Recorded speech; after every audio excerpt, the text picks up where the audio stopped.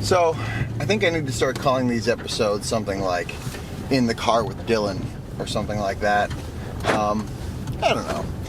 So, at the risk of sounding like a life coach, I'm just leaving the range, went out, did a bunch of shooting.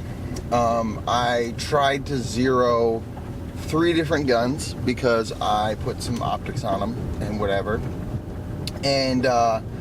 And then I was working on some long distance shooting with my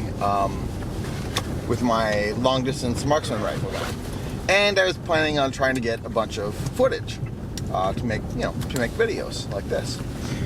Well, it didn't work out as I planned, and I was reflecting about it as I was having my range day here, and as I was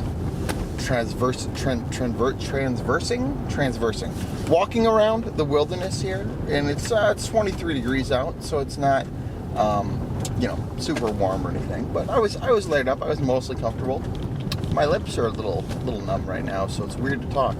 But so as I was moving targets around, and I had to walk this steel target out a couple hundred yards, and then drive around to the other side of this public property here, and then try to get distance and stuff. So I had a lot of time to just kind of think. That's my point here.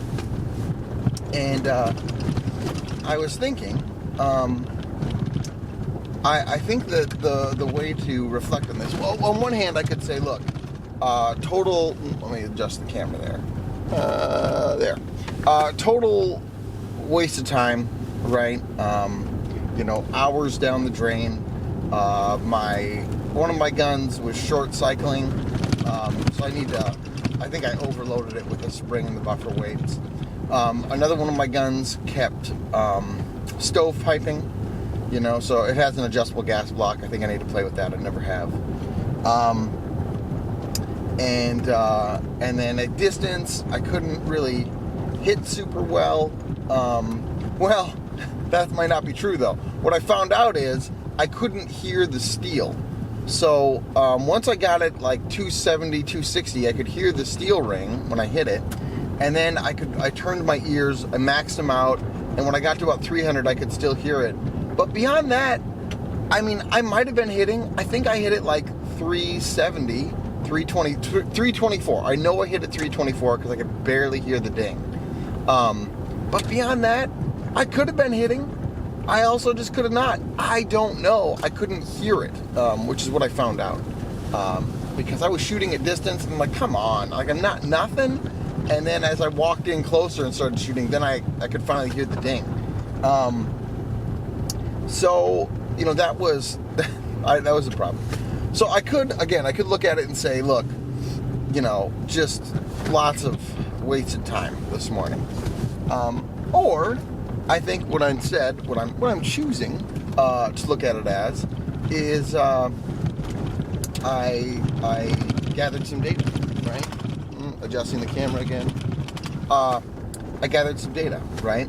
And now I learned, okay, well, I need to swap out the spring and probably the buffer weight on my gun that kept short cycling. On my gun that's stove piping, I'm going to play with the gas block a little bit and see if I can't adjust that so it stops stove piping. And at distance, well, that's kind of a wash because I found out I couldn't even hear the steel, so I don't even know if I was hitting. What, that's the data I gathered there. So I think as you're, go to your range sessions, I hate zeroing. If you've watched this channel for a while, you probably know that I hate zeroing. And so it was already set up to be a frustrating process, right? And again, I could look at that and I could say, man, that's so frustrating.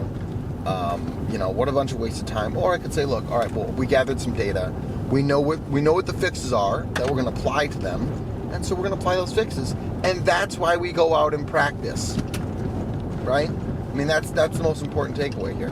That's why we go out and practice, so that we figure out those issues now, and not when it's go time, right? There's also something to be said here for just having 1 or 2 rifles and that's it. Because here I am zeroing different guns, right? I have different problems. I have different issues. I'm going to try to fix different things to make sure all these guns are always working, right? And they're all tip-top in Bristol fashion. And on one hand, I'm kind of like, that's stupid. Now all those guns have different uses and whatever, and I'm going to work through it, right? But I do think there's something to just simplifying your kit, right? You have your Spectre chest rig from Citadel Defense, right?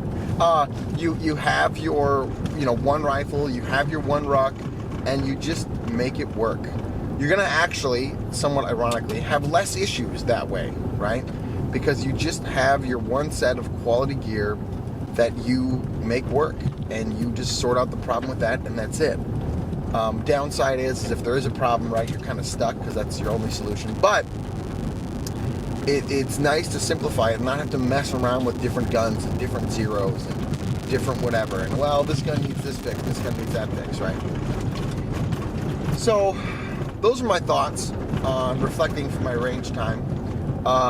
Again, the point of this video isn't, oh man, Dylan's got a lot of work on. Although, yeah, the point of this video is, as you reflect on your range times, your practice sessions, or even your dry fire, right? And if you feel like, oh, that was a failure, I didn't hit whatever kind of metrics I was hoping to hit today, you can say, all right, we need to hit that. But more importantly, what was the data that we gathered, right? What did we learn from the quote-unquote failure?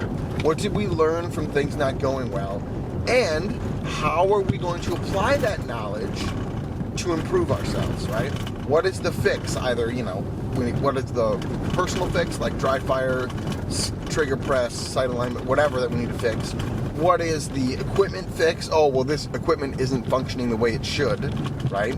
Therefore, I need to apply this fix, right? What are those changes and fixes that you need to apply? And I think when you look at it that way, and you look at it as a data gathering session, and then you look at it as applying that data to get the desired outcome, right? Well, then I think it was a worthwhile trip. So I hope that's helpful. I hope that gives you a positive attitude on your less than optimal days. Do brave deeds and endure.